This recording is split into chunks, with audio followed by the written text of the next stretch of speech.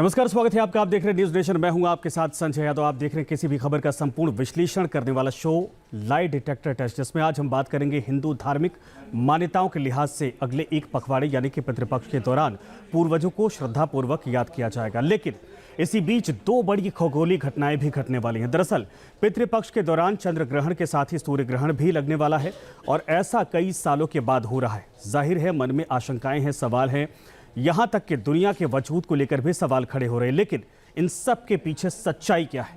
क्या डबल ग्रहण लगने वाला है? तो क्या दुनिया को किसी बड़े बदलाव का सिग्नल भी इस दौरान मिलेगा? देखिए।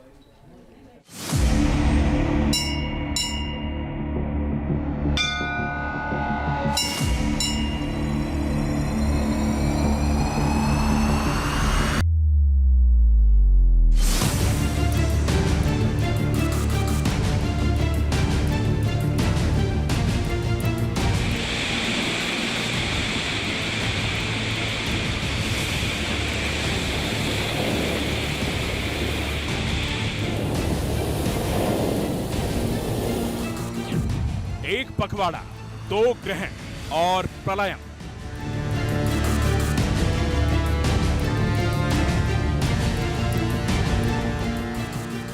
डूम्सडे की गाथा हम सब ने सुनी है, हम सब ने पढ़ा है कि प्रलय के दिन कैसे होते हैं और कयामत की रातें किस तरह गुजरती हैं।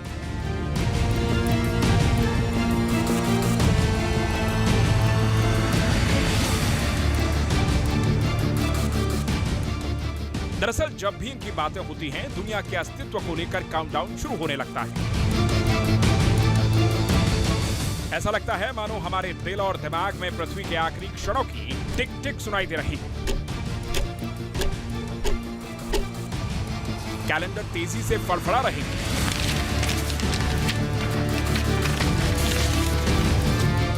और किसी तूफान के आने से पहले अलार्म बेल बज रहा है।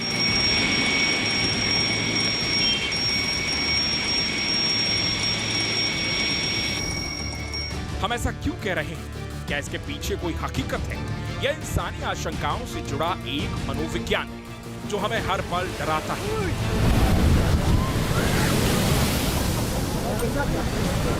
या फिर हमें चौकन्ना और सतर्क रहने के लिए हमेशा तैयार रहने को कहता है?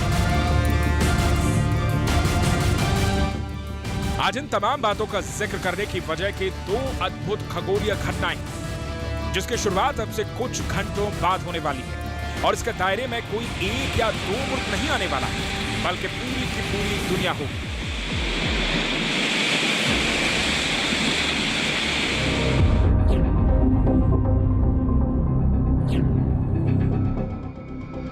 बुधवार को दुनिया इस साल का आखिरी चंद्र ग्रहण देखने जा रही है। किसी हिस्से में पूर्ण चंद्र ग्रहण दिखेगा, कहीं आंशिक प्रभाव होगा और कहीं ये दिखेगा नहीं। लेकिन दुनिया पर पड़ने वाले असर को यहां से देखा और समझा जा सकता है। भारत उन देशों में ही शामिल है। भारत में चंद्र ग्रहण ऐसे दिन लग रहा है जिसे धार्मिक लिहाज से वर्ष का प्रभावकारी समय काल माना जाता है, यानी पितृपक्ष। हिंदू धर्म में 16 दिन के पितृपक्ष को महत्वपूर्ण समझा जाता है और इस बार तो ऐसा संयोग सैकड़ों वर्षों के बाद हो रहा है, जब पितृपक्ष की शुरुआत चंद्र ग्रहण से, जबकि इसका समापन सूर्य ग्रहण से हो रहा है। वैसे भी दोनों ग्रहणों को लेकर आमतौर से कई इंसानी आशंकाएं जुड़ी हुई हैं।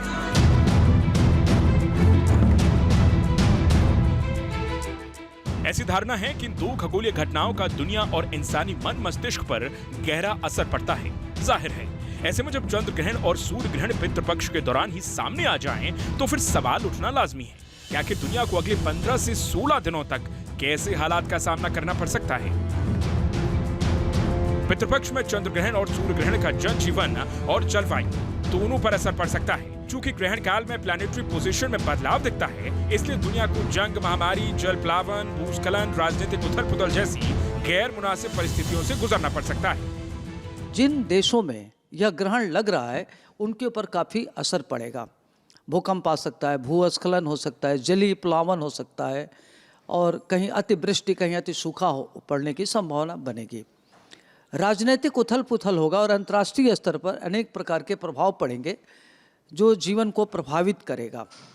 तो इसमें इस तरह की चीज़ें हो सकती है। और जिन देशों में नहीं पड़ रहा, वहाँ भी प्रभाव पड़ेगा, क्योंकि सूर्य और चंद्रमा एक है, तो उसका भी प्रभाव पड़े बिना नहीं रह सकता, क्योंकि पूरे विश्व पर इसका व्यापक असर पड़ेगा। वैसे भी इस समय दुनिया के कई हिस्सों से युद्ध और मौसम के बिगड़े मिजाज की तस्वीरें रोजाना सामने आ रही हैं।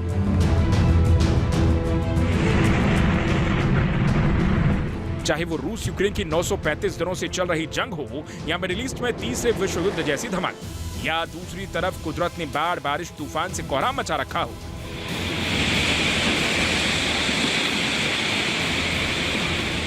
हालांकि विशेषज्ञों के मुताबिक इन दोनों ग्रहणों का इंपैक्ट एरिया उन देशों में ज्यादा होता है जहां ये ग्रहण स्पष्ट दिखाई पड़ते हैं। इस बार भारत उन देशों में शामिल नहीं है। 18 सितंबर को चंद्र ग्रहण लगने जा रहा है। इसका समय निर्धारित है। भारत में इसे लेकर दिलचस्पी और अकुलाहट ज्यादा है, क्योंकि 18 सितंबर को पितृपक्ष का पहला दिन है। भारत में बुधवार को सुबह 6:11 से लेकर 10:17 तक चंद्र ग्रहण की अवस्था रहेगी। इसका परम ग्रास 8:14 पर होगा। चंद्र ग्रहण का पूरा काल 4 घंटे 6 मिनट तक होगा। चंद्र ग्रहण के समय भारत में सुबह का वक्त होगा, इसलिए यह चंद्र ग्रहण दिखाई नहीं देगा। दरअसल भारत में चंद्रमा अस्त हो चुका होगा। खगोलीय नजरिए से चंद्रमा पर पृथ्वी की आंशिक छाया दिखाई देगी। और धार्मिक लिहाज से बात करें तो भारत में चंद्र ग्रहण दिखाई नहीं देने की वजह से यहाँ सूतक भी मान्य नहीं होगा। यानी धार्मिक आचार्यों के मुताबिक पितृपक्ष से जुड़े पूजा पाठ किए जा सकते हैं। अगर लोग सावधानी बरतना चाहते हैं तो चंद्र ग्रहण के बाद भी पितृपक्ष संबंधित विधियों को संपन्न कर सकते हैं। माना जाता है कि चंद्र ग्रहण का इंसान के मन और शरीर के साथ साथ प्राकृतिक संसाधनों पर भी असर पड़ता है। जल की वजह से चंद्रमा का समुद्री लहरों से भी संबंध होता है, जिससे ज्वार भाटा जैसी कुदरती घटनाएं होती हैं। माना जाता है कि इंसानी शरीर में 70% जल होता है, इसलिए चंद्र ग्रहण के समय रासायनिक परिवर्तन के कारण इंसान के दिमाग में भी उथल-पुथल मचने लगती है। मसलन किसी इंसान में आपराधिक प्रवृत्ति का अचानक इजाफा हो जाना, दूसरे नशीले पदार्थों का असर पड़ जाना, या हार्मोनल बदलाव से सेहत और व्यवहार में परिवर्तन की आशंका पैदा हो जाना। जो चंद्र ग्रहण होता है, कहते हैं कि चंद्रमा मनसो जायते, चंद्रमा मन का कारक होता है। जब चंद्रमा पर ग्रहण लगेगा तो मन में उद्विग्नता आती है, मन अकारण तनाव में रहता है, मन परेशान होता है और मानसिक रूप से व्यक्ति बहुत उद्विग्न होता है। कहते हैं कि अगर मन शांत है और मन अच्छा है तो आप अच्छा कर सकते हैं। कहते हैं मन के हारे हारे, मन के जीते जीत। अगर आप कोई कार्य करते हो और आप डिटर्मिन्ड हो गए तो कर सकते हैं, लेकिन अगर वहीं मन आपका ठीक नहीं है, आपकी सोचने की क्षमता प्रभावित हो रही तो उसका कार्य पर प्रभावित होता है। और चंद्र ग्रहण में मन पर, मस्तिष्क पर गलत असर पड़ता है। व्यक्ति को अकारण तनाव रहता का, असुरक्षा की भावना बन जाती है, इस तरीके से दिक्कत आती है।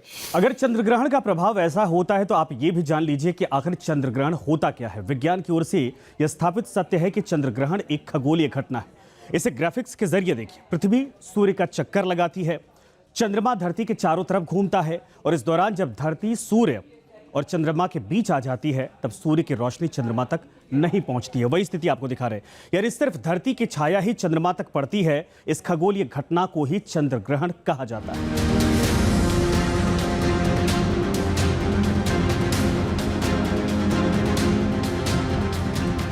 हालांकि इस घटनाक्रम के वैज्ञानिक तथ्यों की जानकारी होने के बावजूद चंद्र ग्रहण और ब्लड मून को लेकर हजारों साल से कई हैरतअंगेज भविष्यवाणियां की जाती रही हैं।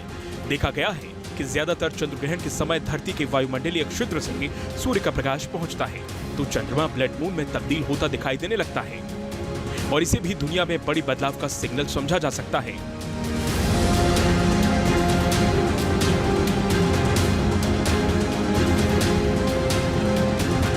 वैसे विज्ञान ब्लड मून से जुड़ी भविष्यवाणियों का बिल्कुल समर्थन नहीं करता है, लेकिन हाल ही में दावा किया गया था कि इस समय 6 बड़े ऐसे एस्टेरॉयड हैं जो धरती के बेहद करीब से गुजर रहे हैं।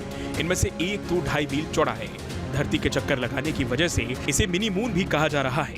ये एस्टेरॉयड 7 सितंबर से ही धरती के इर्द गिर्द मौजूद है।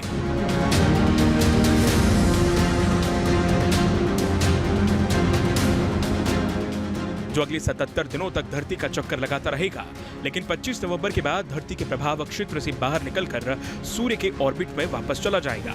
जाहिर है, इसे देखते हुए पितृपक्ष में पड़ने वाले इस चंद्र ग्रहण को लेकर कई किस्म के अनुमान लगाए जा रहे हैं। यह जो ग्रहण इसमें पड़ रहा है पितृपक्ष पर पड़ रहा है। पितृपक्ष कहते हैं कि यह पितरों का पक्ष होता है।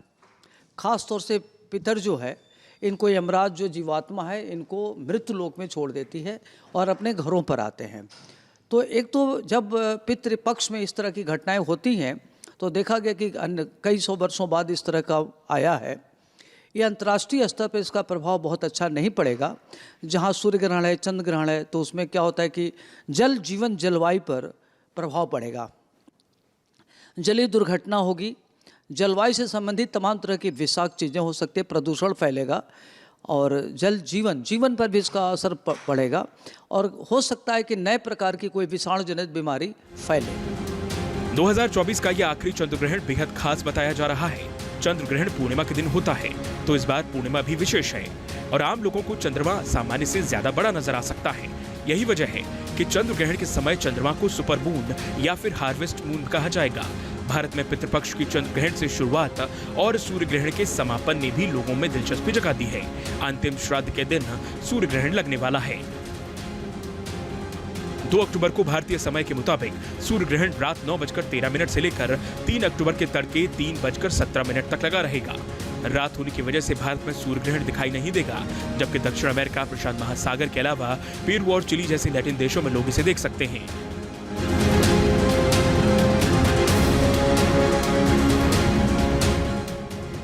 सूर्य ग्रहण के दौरान चंद्रमा सूर्य और पृथ्वी के बीच आ जाता है और सूर्य को ढक लेता है। 2 अक्टूबर को भी सूर्य ग्रहण लगने वाला है। लेकिन दुनिया के इतिहास में ऐसे मौके बहुत कम आए हैं जब एक ही पखवाड़े के अंदर 2 ग्रहण का साया धरती पर पड़ जाए, और वो भी उस समय जब पितृपक्ष चल रहा हो। धार्मिक मान्यताओं के हिसाब से इसे शुभ नहीं माना जाता है।